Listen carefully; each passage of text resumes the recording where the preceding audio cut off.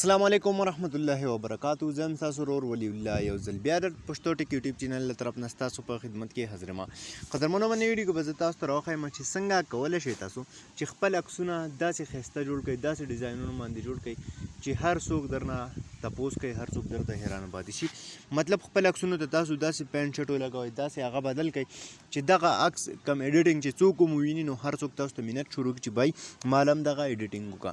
نو ویډیو تر اخره پورې وګورئ، ویډیو سکپ کوئ مه. خو دې نه مخکې تاسو ته وډوکیشن درخواست کوم که تر اوسه پورې تاسو زموږ پښتو ټک یوټیوب چینل نه سبسکرایب کړی، دا سبسکرایب کړئ، خوا کې د غنټۍ نشان هم کلیک کړئ چې زموږ نوي ویډیوز تاسو ته په وخت باندې در رسي. نو ملګرو دې لپاره به تاسو ته د اپلیکیشن ضرورت وي. نو دغه اپلیکیشن لینک چې دی هغه موږ تاسو ته په ډسکرپشن کې راکړی دی. ټیک ده، تاسو به سمپل دغه اپلیکیشن چې دا خپل موبایل ته را ډاونلوډ کړئ. دلته کې سٹارټ آپشن تاسو له به راکړی وي. ټیک ته تاسو په دې باندې کلیک وکړئ. نو تاسو ته به یو داسې انټرفیس راشي، په دې کې تاسو ته دنیا شی پینټ شټ چې دی هغه میلاویږي. نو چې کم یو هم ستاسو خپل له خوښې وي نو هغه به تاسو سمپل له دغه ځینه څه کوئ راوالی.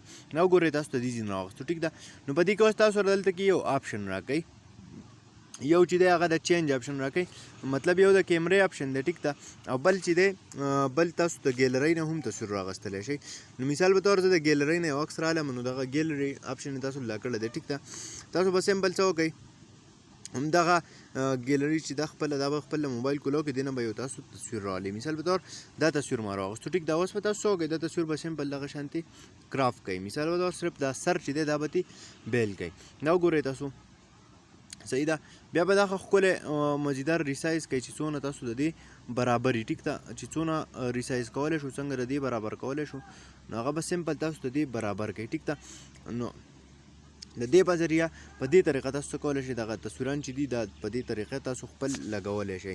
هر یو تصویر چې هر یو کم یو خوښ وي، خپل تصویر لګول غواړئ یا د بل چا تصویر وي، د بل چا عکس وي، هغه تاسو دغه شانتې ښایسته کول غواړئ، دغه شانتې جوړول غواړئ، سمپل دغه شانتې یو سوټ په دغه ځینه سلیکټ کړئ. بیا به راشئ خپل له موبایل ګیلرۍ ته، هغې نه به هغه کم عکس کې چې تاسو سیټ کول غواړئ هغه عکس چې دی هغه به د هغه ځینه راوالی یا به کراپ کوئ. صحیح ده، مثال په طور دا ما دویم راواغوستو. ټیک ده، دا وګورئ تاسو په دې طریقه تاسو کولی شئ. دا وګورئ بلکل توله راغی. صحیح ده، په دغه شانتې تاسو کولی شئ چې خپل چې کم عکس وي یا هر څه چې وي د بل چا عکس وي هغې ته تاسو په دغه طریقه هغه تاسو سیټ کړئ چې هر څوک درته حیران پاتې شي. دا وګورئ تاسو هېڅ چاته هم پته نه لګي چې دا ایډیټ شوی دی که نه دا داسې ویستی شوی دی. نو دا نوی ویډیو امید لرم چې خوښه شوي به وي. که خوښه شوي وي لایک یې کړئ، چینل سبسکرایبول مه هېروئ، د ملګرو سره یې شیر کړئ. تر بلې ویډیو د خپل ځان ډېر زیات خیال ساتئ. د خدای په امان.